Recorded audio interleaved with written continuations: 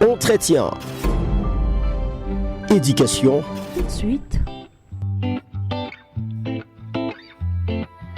Émission.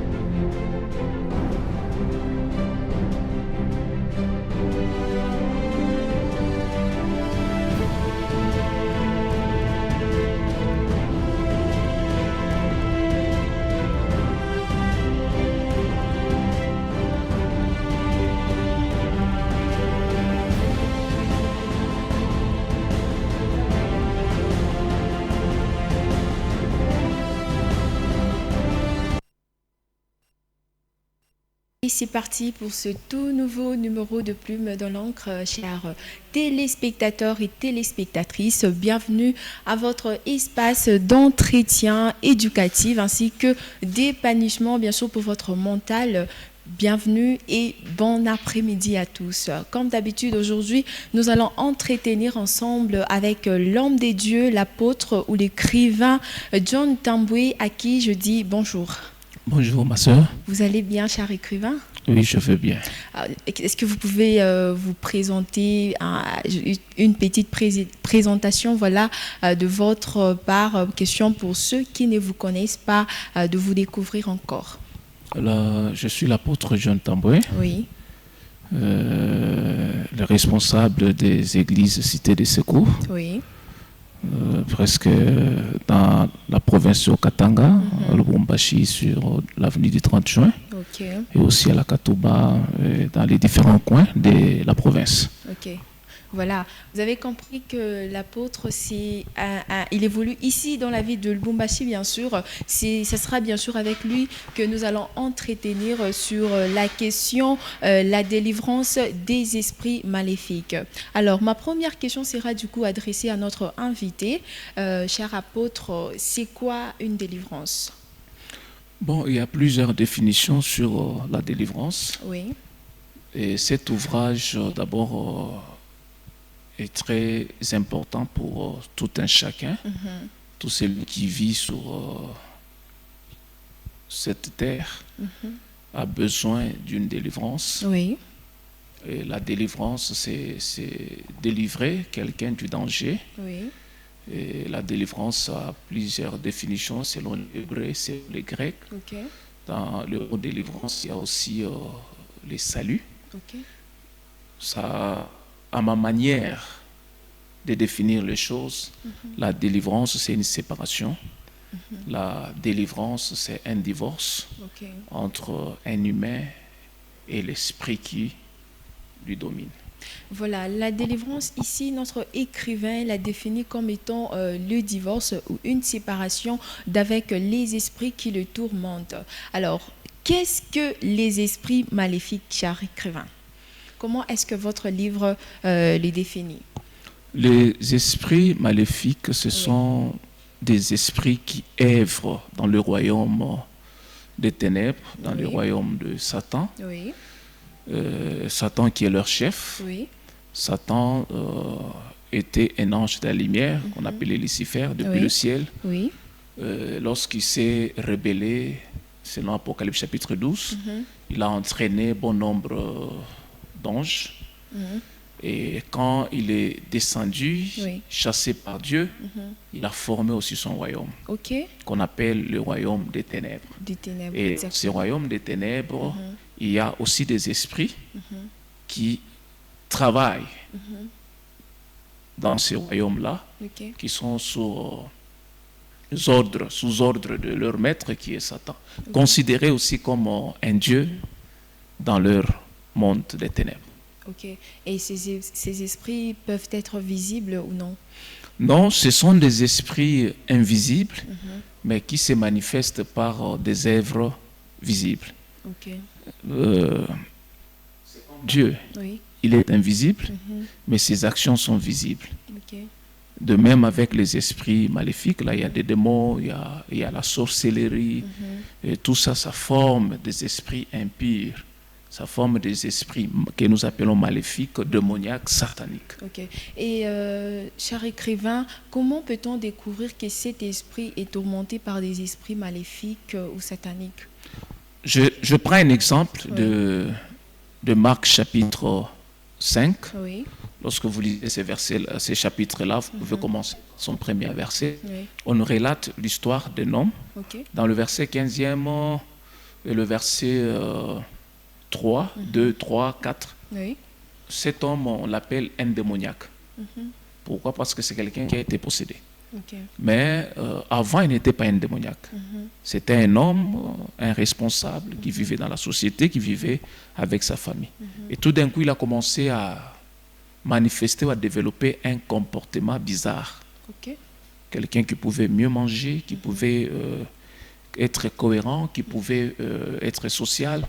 Mais tout d'un coup, il a commencé à manifester une violence. Et après, il ne pouvait plus mettre le vêtement sur lui. Et après, les gens cherchaient à le maîtriser, mais chose qui était impossible. Et on pouvait le lier de chaînes, de fer, il le brisait. Et il a choisi la demeure qui était le cimetière. Ok. Par ces actes-là, vous allez vous rendre compte que cet homme est possédé par des esprits maléfiques.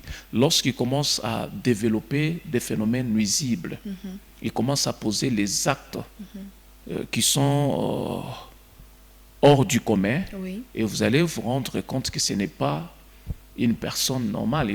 La personne a perdu son vrai sens.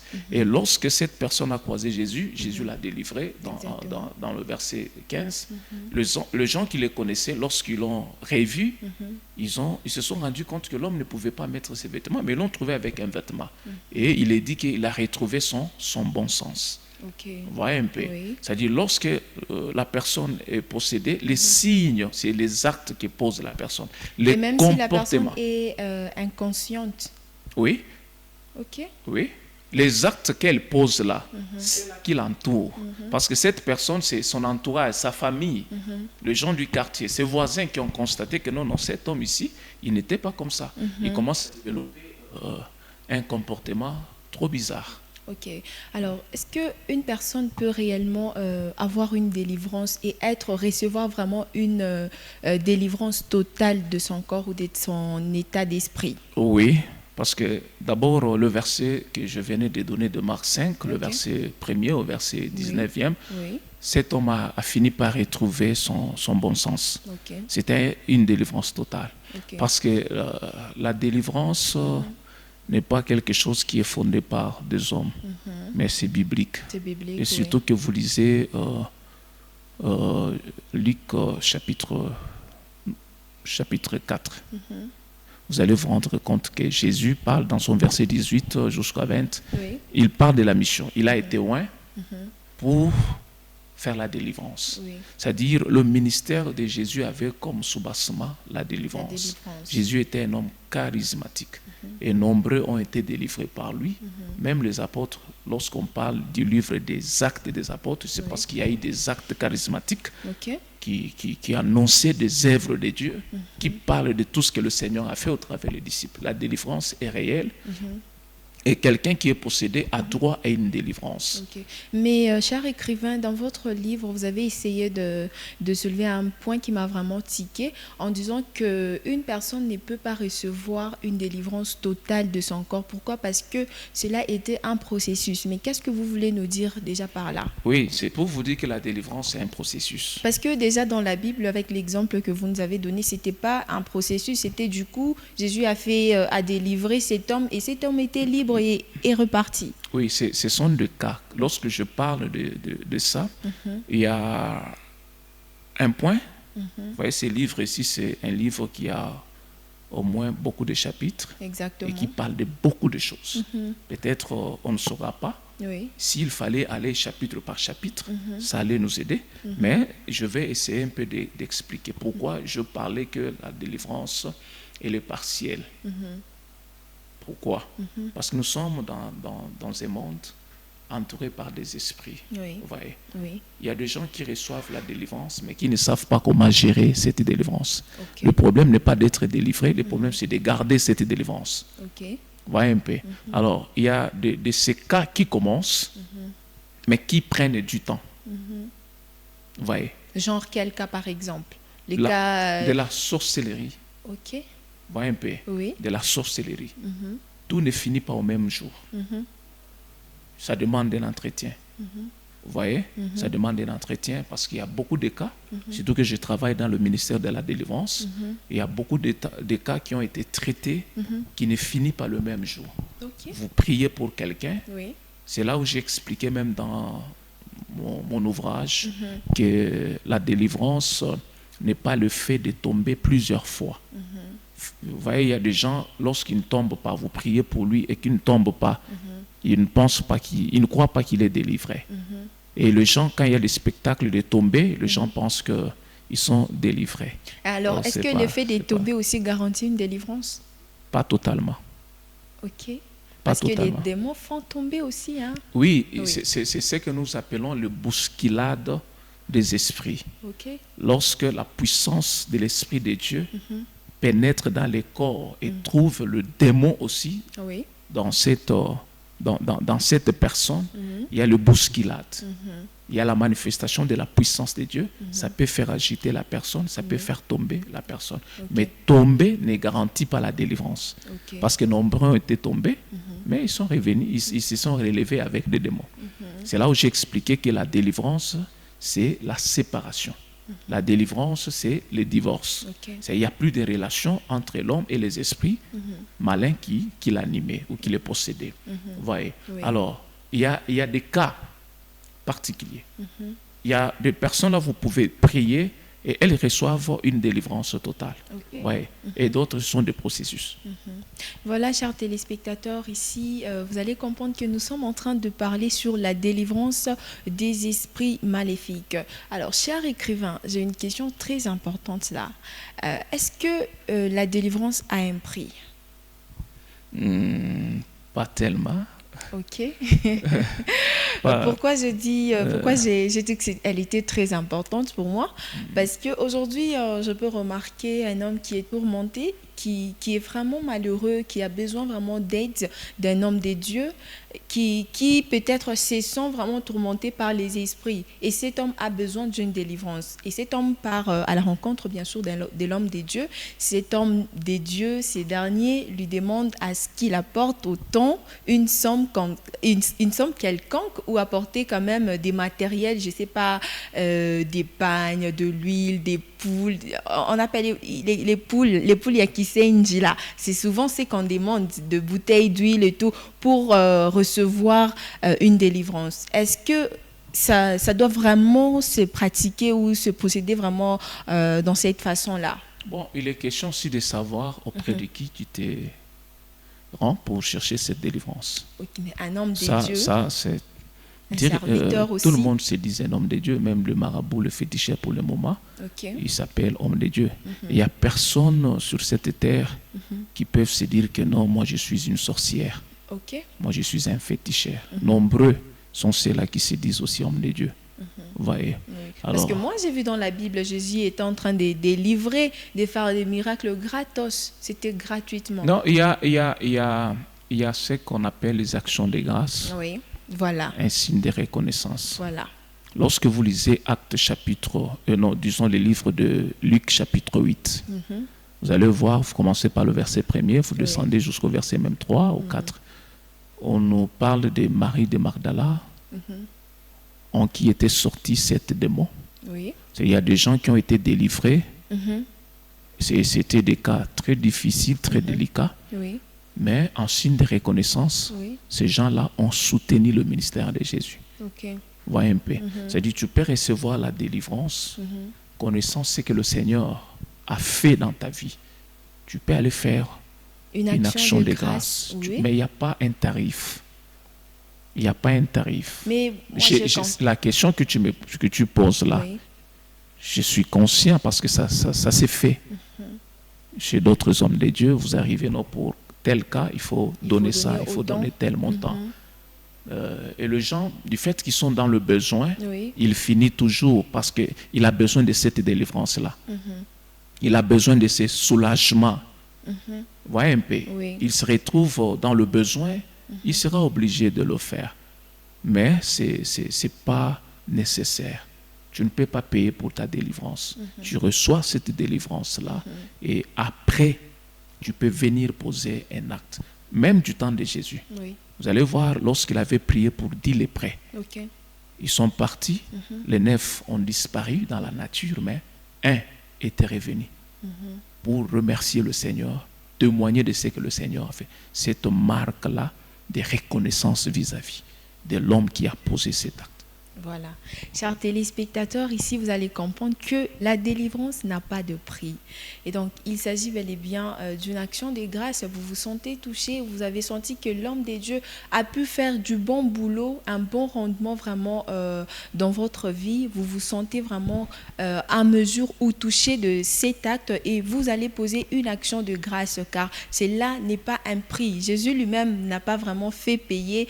C'était juste des actions de grâce qui suivaient après. Alors, chers hommes de Dieu, chers serviteurs, la délivrance n'a pas de prix. Si vous recevez des cas particuliers qui nécessitent vraiment de la délivrance, qui nécessitent vraiment de l'aide, de la prière, s'il vous plaît, nous vous demandons pour l'amour de Dieu, veillez aider, veillez d'abord faire l'essentiel et le reste viendra après.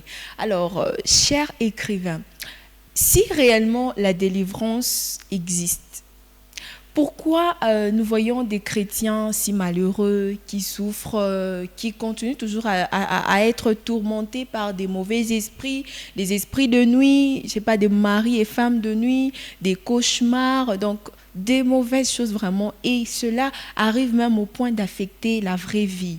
Vous allez voir la personne qui n'a jamais été heureuse, une personne qui, par exemple, est abattu intérieurement et ça dégage même l'extérieur. Vous allez sentir son visage, son visage être déformé. Pourquoi? Parce que cette personne est tourmentée vraiment la nuit par des mauvais esprits et tout. Mais si réellement la délivrance existait et que quand vous délivrez la personne, ces esprits disparaissent, ils partent pour toujours. Mais pourquoi est-ce que ces choses persistent encore? Vous voyez, le livre ici, Oui. C'est un ouvrage qui aide. Dans Osée, il est dit, excuse, mon peuple périt faute de connaissances. Oui. Dans mon introduction, je expliquais pourquoi je suis parvenu à écrire ces livres. Oui. Moi aussi, je me suis posé tant de questions. Pourquoi les gens souffrent? Pourquoi les malheurs sur la terre? Dieu existe ou bien n'existe pas? Voilà. Ouais, un peu. Oui. Alors, si tu me poses cette question, je me rends compte que je ne suis pas le même. La même personne à pouvoir me poser cette question. C'est-à-dire, nombreux se posent la même question. Oui. Mais lorsque vous êtes dans les livres de Jérémie, chapitre 29, le verset 11e, Dieu dit, je connais le projet que je formais. Voilà. Exactement. Dieu a un projet qu'il a formé pour son peuple. Un projet de paix et non de malheur. Et non de malheur, oui. Voyez un peu. Oui. C'est-à-dire, déjà Dieu, et lui, il dit, si le malheur arrive, cela ne vient pas de moi. C'est-à-dire, Dieu ne peut pas faire du mal à son enfant. Oui. En aucun jour, lorsque Adam était dans le jardin d'Éden, il a eu un problème avec Dieu. Ok. Il est dit dans 1 Pierre chapitre 5, le verset 8 et le verset 9, la Bible dit, soyez sobres, veillez votre adversaire, qui rôde comme un lion rugissant, cherchant qui dévorer, cherchant à qui faire du mal. Et la Bible dit, la même souffrance est imposée à vos frères qui sont dans le monde. Oui. Vous voyez, lorsque Adam était mené une vie paisible dans le jardin de Dieu, le diable n'était pas content. Il n'était pas content. Et quand il arrive, il avait pour mission d'amener l'homme loin de la face de Dieu. Oui. Et le malheur a commencé. Vous voyez, le diable n'est pas content lorsque quelqu'un est stable. Il vient toujours. C'est pourquoi on appelle les esprits méchants. Okay. L'apôtre Paul dit dans, je m'excuse, dans Éphésiens chapitre 6, le verset 12e. Nous n'avons pas à lutter contre la chair et le sang. Voilà. Vous voyez. Et Jésus parle dans Jean chapitre 10, le verset 10, les voleurs ne viennent que dérober, détruire, égorger. Oh, le voleur dont Jésus parlait là, c'était le diable. Okay. Quand il vient là, il vient pour faire du mal. Vous voyez, ce n'est pas Dieu. Et le mal n'est que lorsque quelqu'un reçoit la délivrance, c'est fini pour lui. Il oublie. Okay. Il abandonne la présence de Dieu. C'est pourquoi vous allez voir nombreux qui viennent à l'église, ils ne viennent pas pour chercher Dieu. Ils viennent pour chercher la solution auprès de Dieu. Okay. Et après avoir obtenu ce dont ils ont besoin, ils disparaissent. Vraiment. Et ils ignorent que le diable continue à rôder et à imposer une souffrance. Okay. Vous voyez. Oui. Alors, lorsque quelqu'un a une connaissance, et le mal aussi c'est quoi? Nous, surtout nous les Congolais, peut-être cette génération, mais les anciens et même 90% des Congolais n'aiment pas lire. Okay. Ils ne sont pas à la recherche de la connaissance. Ouais, écrire un ouvrage n'est pas facile. Il faut avoir une tête bien faite et avoir cette volonté-là de connaître. De connaître aussi. Alors, vouloir chercher à beaucoup connaître, c'est ce qui nous a amenés à écrire pour aider les gens. Et c'est un livre qui parle de beaucoup de choses, comme tu as épinglé là, de phénomènes mari et femme de nuit, leur réalité. C'est-à-dire, lorsqu'on écrit ces choses ici, c'est pour que les gens lisent et qu'ils comprennent et qu'ils trouvent la piste des solutions. Voilà. Comment arriver à cette délivrance-là. On n'écrit pas parce qu'on a le souci d'écrire, parce qu'on manque à faire. Nous écrivons parce que Dieu veut nous utiliser au travers de cet ouvrage pour que les gens arrivent à obtenir une délivrance. Il est dit ceci dans Jean, chapitre 8, le verset 32 et le verset 36. Si le Fils de Dieu vous affranchit, lorsque Jésus vous délivre, vous serez réellement libéré. Okay. On ne peut pas libérer celui qui est libre. On ne libère que celui qui est libre, celui qui est emprisonné. Vous voyez un peu, oui. C'est la mission de Jésus. Et il ajoute en disant, vous connaîtrez la vérité. C'est-à-dire, la connaissance de la vérité est une partie de la délivrance. Vraiment. Tu ne peux pas chercher la délivrance si tu n'es pas conscient de ce qui se passe dans ta vie. Okay. Il y a des gens qui considèrent normal ce qui est anormal. Voilà. Alors si tu n'as pas la connaissance de savoir que la vie que je suis en train de mener n'est pas la mienne, il te serait difficile de chercher la délivrance. Impossible d'être délivré, ça c'est vrai. Alors chers téléspectateurs, vous comprendrez ici que avant d'être libéré, premièrement, il faudrait d'abord être conscient. Tu sais détecter que non, la souffrance dont je suis en train de mener, en tout cas, ça, ce n'est pas ma vie.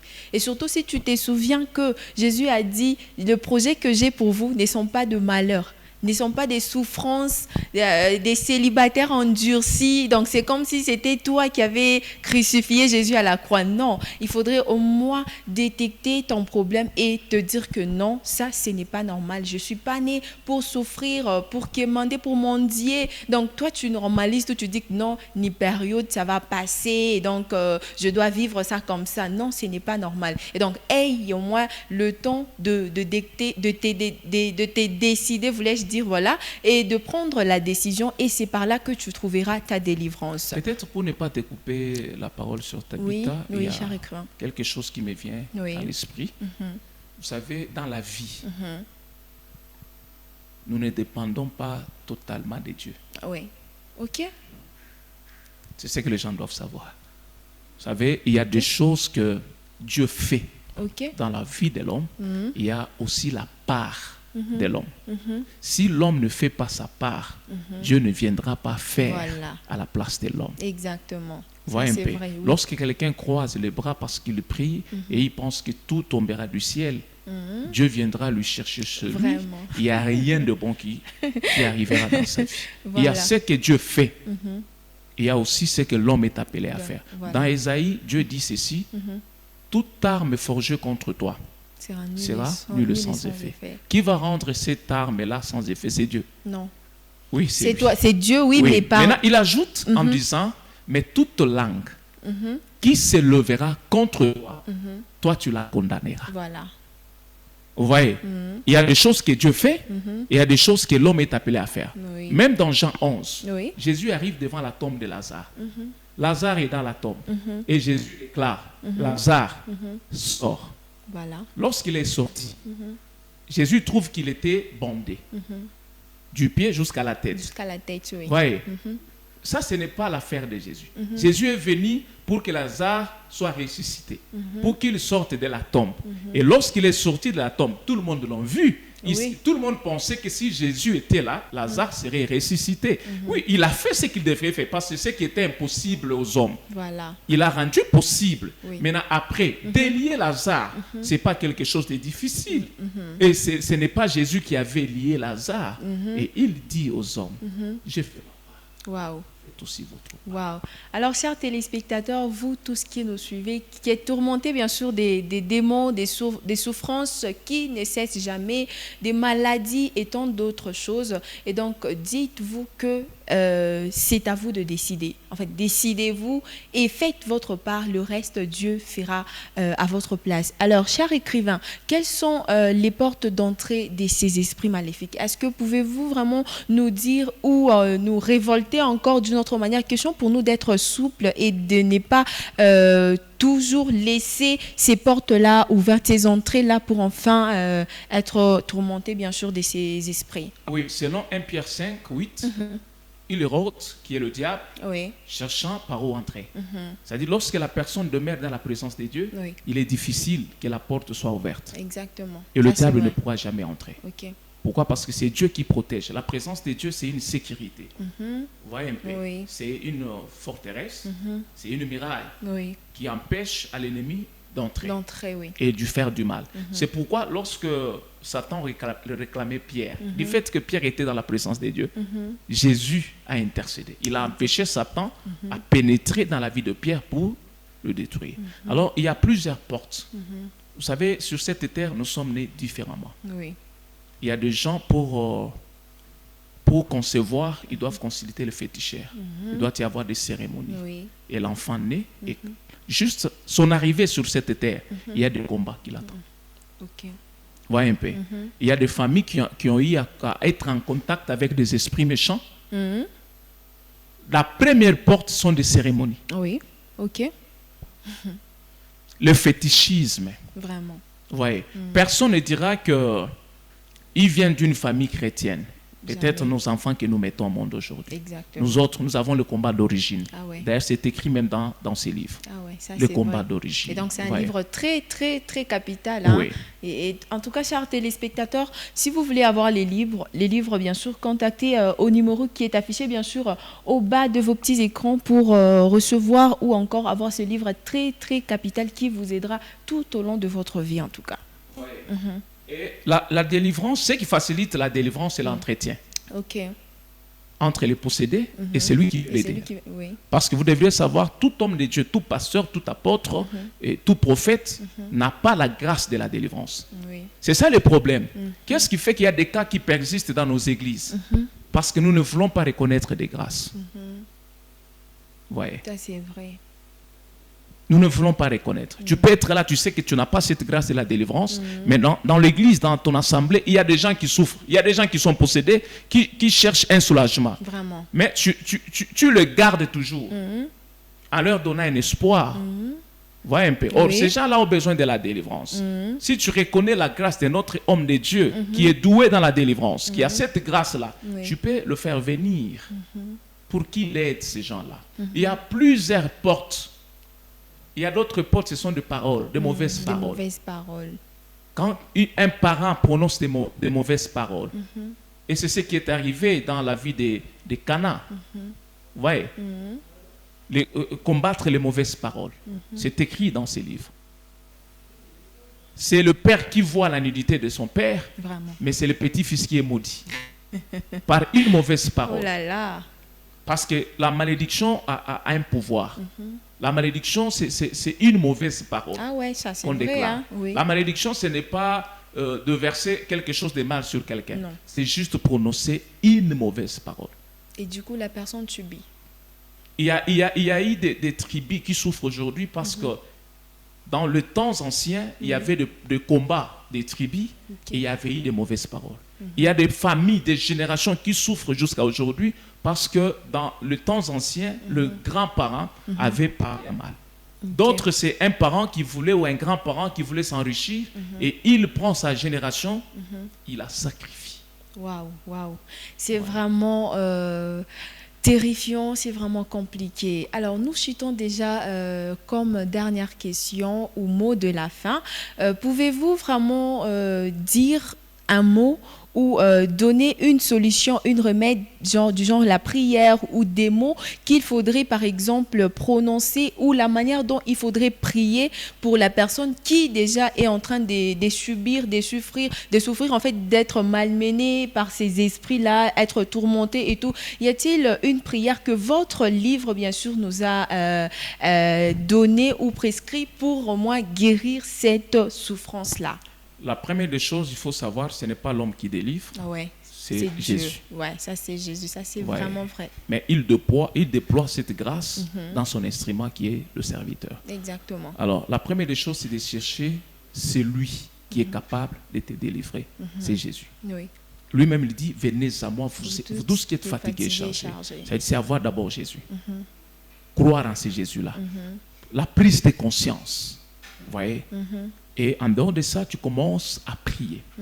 Soit vous consultez un homme de Dieu, il peut vous donner aussi des versets qui peuvent vous aider à recevoir cette délivrance. Oui. Voyez un peu. Alors, moi, je pense que prochainement, si nous avons le temps, nous pourrions peut-être aborder d'autres chapitres, beaucoup plus sur la sorcellerie, expliquer sur les différentes catégories de la sorcellerie. Comment ça fonctionne. Exactement. Et comment quelqu'un peut se retrouver sorcier, la sorcellerie consciente et inconsciente. Peut-être parler aussi sur le phénomène mari et femme de nuit. Exactement. Et donc, les conséquences. Là, ça sera pour le mercredi prochain, cher écrivain. Nous allons revenir avec les mêmes livres, bien sûr, avec d'autres titres, d'autres chapitres, parce que c'est un livre qui contient beaucoup de chapitres, mais comme déjà l'heure nous fait défaut, on est obligé d'arrêter, de couper, et nous allons continuer le mercredi prochain, bien sûr. Comme dernier mot. Non, je dis merci d'abord à toi. Oui, merci. De m'avoir invité à cette émission. Oui. Et aussi à Faya TV. Oui. Je demande seulement à toute la population chrétienne ou païenne de pouvoir se procurer ces livres. Peut-être si ça ne dérange pas, je peux passer mon numéro. Oui, c'est pas grave, vous pouvez passer votre numéro. C'est le 085 26 19 319. Le 085 26 19 319. Les gens peuvent appeler. S'ils ont des questions, nous allons les aider. Vous avez des cas vraiment compliqués qui nécessitent une prière ou un homme de Dieu. Voilà, le numéro est déjà donné. Vous pouvez contacter l'homme de Dieu ou l'écrivain sans aucun problème. Merci beaucoup à vous également, cher apôtre John Tamboué, pour avoir honoré à notre invitation. Merci. Merci également à vous tous qui nous avez suivis de partout. Nous disons merci pour votre attention accordée. Et donc, nous sommes arrivés à la fin de notre émission. Nous allons nous retrouver le mercredi prochain avec le même réel plaisir. D'ici là, portez-vous bien et bonne suite des programmes sur Faya TV.